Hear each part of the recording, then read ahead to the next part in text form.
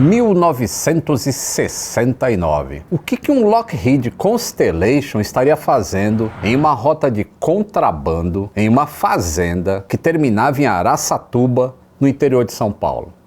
Senta, que lá vem história!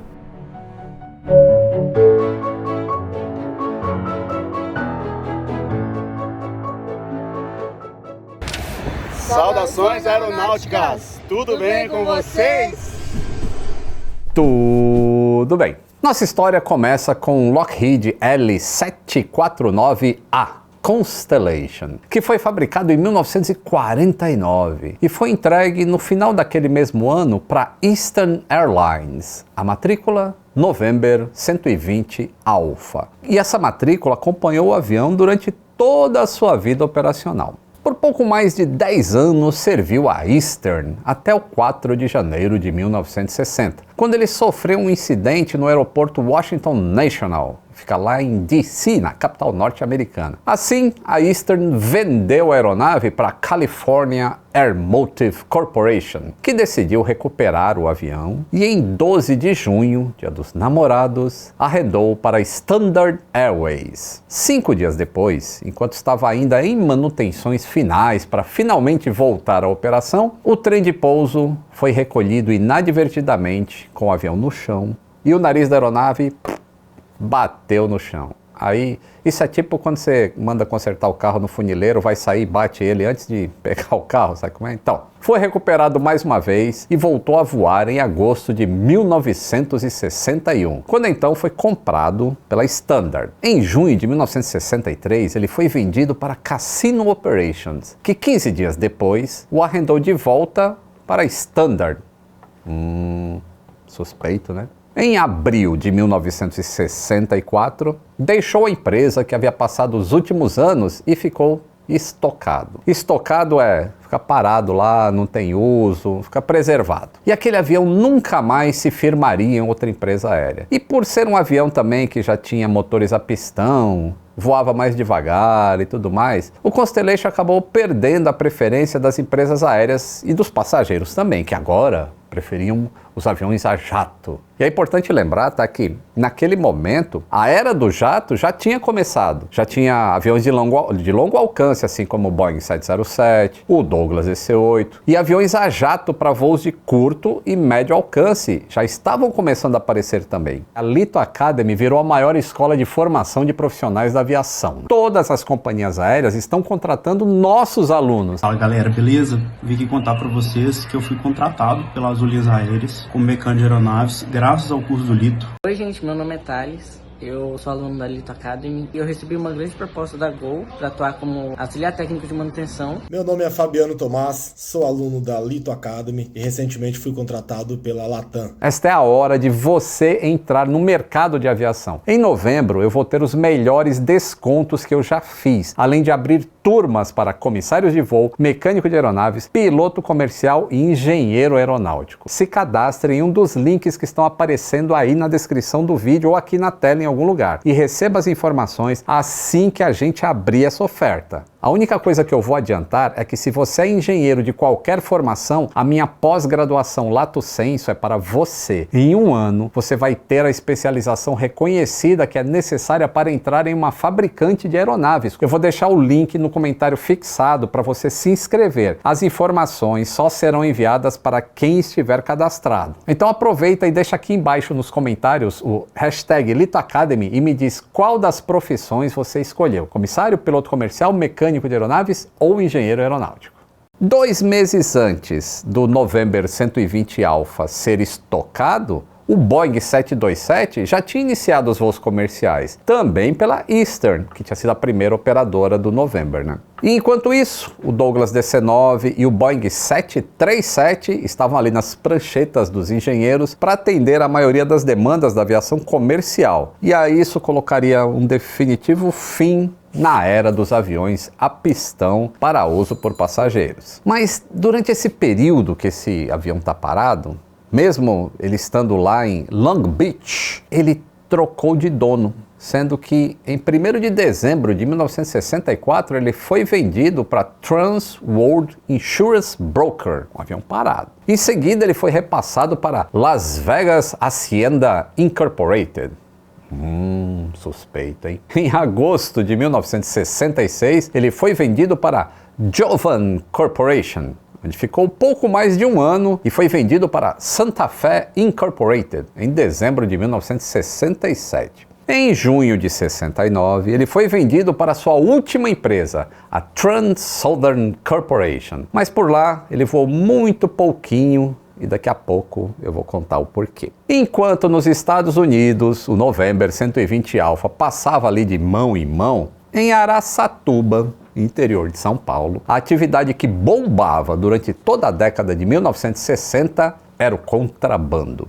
Várias pequenas aeronaves, elas vinham do Paraguai, pousavam lá trazendo uísque e cigarros. Haviam rumores que haviam alguns carregamentos também, mas isso nunca foi comprovado, então não vou falar o que é. Os aviões eram em sua maioria aviões de pequeno porte. Era um Beechcraft Bonanza, um Piper Aztec, vários modelos de Cessna, o 182, 152. E para não levantar suspeitas, esses voos eram feitos na maioria das vezes de madrugada. E cada avião pousava em uma das quase 100 fazendas da região que tinham pistas clandestinas. E de lá, as mercadorias eram distribuídas em volta ali, na região. E tudo já tinha terminado, é uma logística, olha só. Antes dos primeiros raios de sol aparecerem a cada manhã, todo mundo já tinha distribuído tudo e os aviões já tinham decolado das fazendas, os veículos já estavam fazendo a logística ali de FedEx, entregando as cargas para distribuição. Inclusive, um dos pilotos desses aviões era um dos tios de um inscrito aqui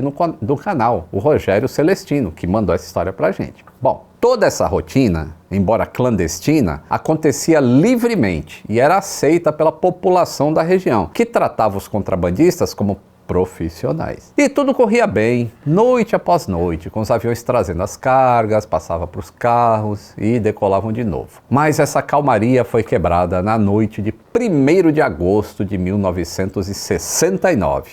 Era uma sexta-feira. Um desses fazendeiros que fazia parte do esquema era a Fazenda Lemos, de Wilson Campanha. Ele mesmo não colocava a mão na massa. Ele só cedia a fazenda para os contrabandistas e cobrava 5.000 cruzeiros novos por operação, o que na época ajudava a fechar as contas da fazenda. É aqui que o Constellation, que estava lá em Long Beach, volta para a história. Isso porque um contrabandista decidiu fretar aquele avião para levar uma carga de 15 toneladas de cigarros. O Constellation é um avião de dimensões parecidas assim com o Boeing 737-700 ou um Airbus A319. Ele não é muito grande, mas também não é muito pequeno. Mas para operação de contrabando, era um avião gigante. É mais ou menos se a gente transportasse aquela época para hoje, como se a gente fretasse um Airbus A380 para pousar no aeroporto de Congonhas.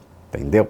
Então, como a pista lá da fazenda era de terra, então o Wilson rapidamente pegou alguns peões e vamos trabalhar aqui, vamos alargar essa pista, vamos deixar ela com 30 metros de largura e vamos em compridade também, 470 metros a mais de pista. E aí levou o comprimento da pista da fazenda para 1.300 metros, que é só um pouquinho menor do que a pista principal do aeroporto Santos Dumont. E o Constellation operava no Santos Dumont. Em 2 dias, o serviço estava feito. A gente não sabe direito como é que o November 120 Alpha veio parar nessa história. Isso é incerto. E não se sabe se os contrabandistas compraram ou se eles arrendaram esse avião da Trans Southern, que era a última dona. Mas depois de passar de mão em mão, já viu, né? Fica difícil controlar quem que é o quê, quem que fez o quê. E tem mais. A tripulação era multicultural. O comandante era paraguaio, o primeiro oficial era argentino e o engenheiro de voo era English. E o avião veio, a gente sabe que veio do Panamá em 27 de julho de 1969 e pernoitou em Lima, no Peru. Mas a gente não sabe como é que ele chegou no Panamá e não se sabe depois de Lima por onde ele passou. Mas com certeza ele passou pelo Paraguai e pegou a carga de 15 toneladas, e no dia 1º de agosto foi para a fazenda Lemos, onde o contrabandista Aníbal de Salve, o dono da carga, estava aguardando. Várias pessoas foram até a fazenda para ver o pouso, menos a polícia, já que para muitas pessoas ali da região, era o maior avião que já tinham visto até então. E sob os olhares da pequena plateia, por volta das 20 horas, o Constellation pousou, sem maiores problemas. Todo aquele esforço para aumentar a pista tinha dado certo. Enquanto funcionários da fazenda e do contrabandista também se uniram para descarregar o avião, o dono da fazenda fez um churrasco com muita carne e bebida alcoólica para agradar aquela tripulação multicultural. E eles aproveitaram tanto que passaram da conta na bebida. Ou seja, os 3 tripulantes estavam agora embriagados. Isso preocupou o dono da fazenda e também o dono da carga, porque eles precisavam estar sóbrios para decolar aquele avião antes dos primeiros raios de sol do dia 2 de agosto, que era um sábado. E para ajudar nesses esforços de se livrarem do avião o mais rápido possível, funcionários da fazenda levaram o Constellation com um trator de esteira, até uma das cabeceiras da pista. E aí alinharam o avião lá, fizeram o 180, para alinhar com a pista, e ninguém sabia. Mas nisso, o trator pode ter danificado o trem de pouso do Nariz, aquele mesmo que havia dado problema anos antes, quando estava lá na funilaria, lembra? Então, por volta das 5 horas da manhã, os 3 tripulantes, o paraguaio, o argentino e o inglês, foram para o avião ainda meio sob o efeito do álcool. Apesar de deve ter dado banho frio nos caras, mas eles foram assim. E tentaram decolar. Potência máxima nos 4 Wright R-3350 e iniciaram a corrida de decolagem. Por alguns segundos, Wilson Campanha e Aníbal de Salve respiraram aliviados. Ufa, a gente conseguiu se livrar de um grande problema. O avião está indo embora nos primeiros raios da manhã. Só que o alívio passou rapidinho, porque o trem de pouso do Nariz quebrou na corrida de decolagem, veio para a pista, bateu e ficou. As hélices do lado esquerdo bateram no chão e houve um princípio de incêndio no motor 2. Os pilotos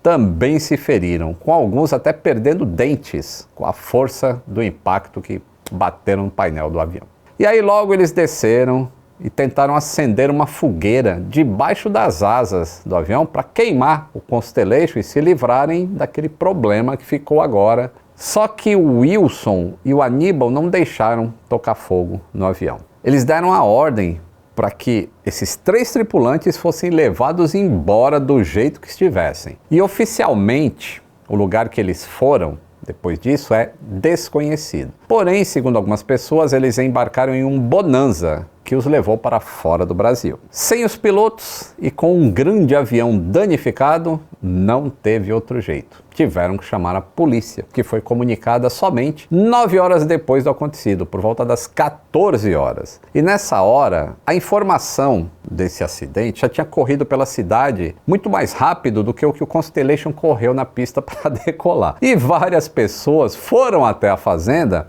para ver o que estava acontecendo. E já que você está ali vendo o que está acontecendo, que tal pegar uns instrumentos assim no painel e levar para sua casa, levar coisas de presente do avião? E foi isso que fizeram. Pegaram instrumentos, pegaram rádios e levaram embora. Foram depenando o avião. A FAB, a Força Aérea Brasileira, e o Exército só foram acionados na segunda-feira, dia 4 de agosto. Só aí eles isolaram a área e assumiram as investigações, que já apontavam para contrabando. Ainda assim, alguns curiosos chegaram. E um dos curiosos foi João Amaro, irmão do comandante Rolim Amaro, fundador da TAM. Ele estava pilotando um Cessna 182 e, por curiosidade, ele viu o avião lá embaixo, um avião grande numa fazenda, e ficou surpreso. Um Constellation, você não vê todo dia, ainda mais numa fazenda. E o patrão dele, que também estava a bordo do Cessna 182, pediu para pousar nessa fazenda Lemos e ver de perto o que estava acontecendo ali. E assim eles fizeram. Deram a volta, pousaram na fazenda do lado do Constellation. E aí os militares da FAB pegaram os dois, levaram para uma delegacia e eles tiveram que explicar tintim por tintim o que eles estavam fazendo ali, e até explicar que eles não tinham nada a ver com as atividades que eram executadas ali na fazenda, já viu, Bom, voltando às investigações. Um ex-peão da fazenda Lemos ajudou nos trabalhos da polícia.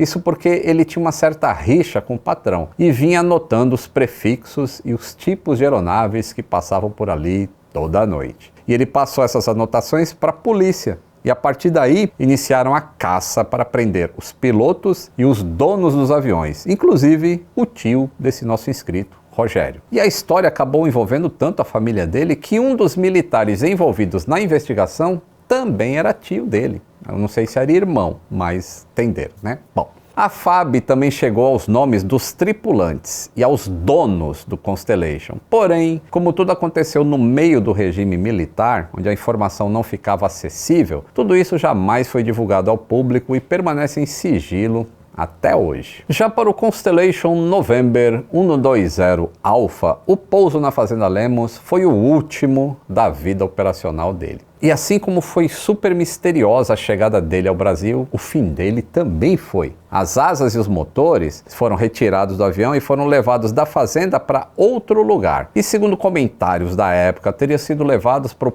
Parque de Material Aeronáutico do Campo de Marte, o PAMA, aqui em São Paulo, na capital. E o que sobrou da fuselagem teria ficado na fazenda. Mas também, segundo alguns que moram lá, a fuselagem também foi cortada, assim como os motores e as asas também, e também levaram para o PAMA, onde foi vendido como sucata. Já a atividade de contrabando na região de Araçatuba nunca mais foi a mesma. Com medo dessas investigações e de uma eventual prisão, as atividades foram reduzidas e praticamente encerradas. E foi assim, de forma rápida, que uma atividade que se parecia com um empreendimento comum acabou junto com a história deste Constellation November 120 Alpha. Que história, hein? Você sabia disso? Pois é, muito legal. São essas histórias que o canal traz para você. E quando você apoia o nosso conteúdo clicando no botão Seja Membro, a gente traz mais histórias legais para você. Se curtiu, não esquece de deixar o like e se inscreva no canal também. Não custa nada para se inscrever e você ajuda